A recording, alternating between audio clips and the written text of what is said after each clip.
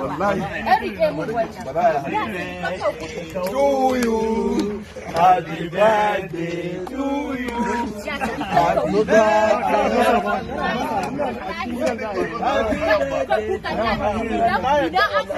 idan aka bari ina ta haɗa jiki da ku yanzu zagi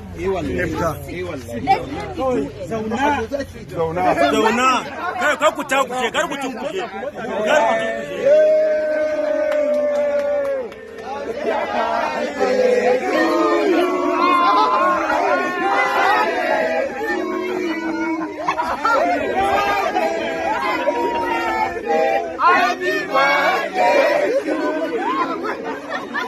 Kowa ake lalace.